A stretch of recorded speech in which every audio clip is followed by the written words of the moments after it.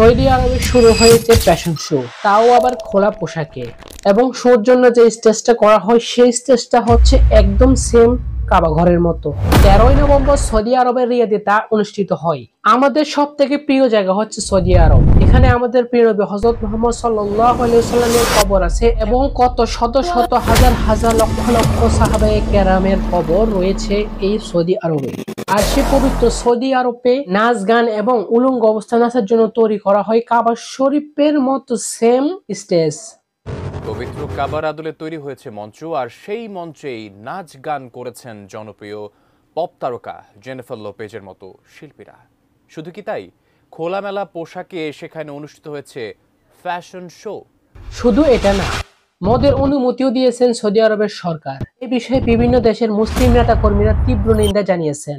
হযরত আবু হুরায়রা রাদিয়াল্লাহু আনহু থেকে বর্ণিত আছে যে হযরত আলী রাদিয়াল্লাহু আনহুর সাহেবজাদার হযরত হাসান রাদিয়াল্লাহু আনহু শৈশবকালে একবার সাদাগার খেজুর থেকে একটি খেজুর মুখে দিয়েছিলেন।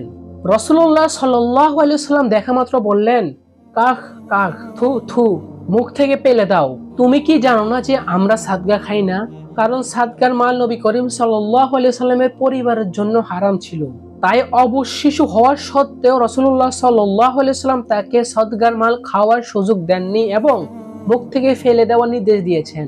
এখান থেকে আমরা স্পষ্ট বুঝতে পারি যে যেটা হারাম সেটা অবশ্যই হারাম, সেটা হোক খাওয়া কিংবা পরিধান করা। হারাম সবার জন্য হারাম, ছোট বাচ্চা অথবা বড়। এবার আরেকটি ঘটনা শুনুন। হযরত আবু বকর রাদিয়াল্লাহু আনহু এর গোলাম একবার কিছু খাদ্যদ্রব্য এনে তাকে দিলেন, তিনি তা থেকে একটু খেলেন।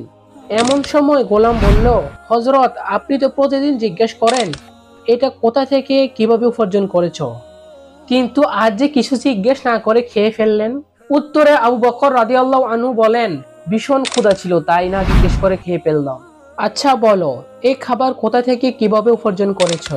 গোলাম বলল, জাহিলিয়াতের যুগে এক রাস্তা দিয়ে যাচ্ছিলাম, সেখানে মানুষেরা কিছু সমস্যার কথা বললে আমি মন্ত্র পড়ে ফুঁক দিয়েছিলাম। তারা ওয়াদা করেছিল ভবিষ্যতে একটা কিছু দিবে। ঘটনাক্রমে আমি আজ সেখান দিয়ে যাচ্ছিলাম, তাদের ওইখানে আজ একটি বিয়ের অনুষ্ঠান হচ্ছিল, তাই তারা আমাকে দেখে কিছু খাবার দিয়েছে এবং সেই খাবার থেকে আমি আপনাকে কিছু খাবার দিয়েছি। এই কথা শোনার পর হযরত আবু বকর রাদিয়াল্লাহু আনহু বললেন, তুই তো আমাকে ধ্বংস করে দিলি। এই বলে হযরত আবু বকর রাদিয়াল্লাহু আনহু গলার মধ্যে আঙুল ঢুকিয়ে বমি করার চেষ্টা করলেন অনেকবার। এরপরও কিন্তু বমি হচ্ছিল না। এরপর আবু বকর রাদিয়াল্লাহু আনহু অনেকগুলো পানি পান করলেন, পুনরায় আঙুল ঢুকিয়ে দিলেন গলার মধ্যে যাতে বমি হয়। এরপর বমি হয়ে ফ্যাটটা একদম খালি হয়ে যায়। একজন জিজ্ঞাসা করলো, এত কষ্ট করার কি দরকার ছিল? তিনি বললেন, এই লোকমা বের করতে যদি আমার জীবনও চলে যেত তবুও আমি বের করে ছাড়তাম, কেননা আমি রাসূলুল্লাহ সাল্লাল্লাহু আলাইহি সাল্লামকে বলতে শুনিয়েছি, হারাম দ্বারা লালিত শরীর কখনো জান্নাতে যাবে না। হালাল রিজিক উপার্জন করা ফরজ।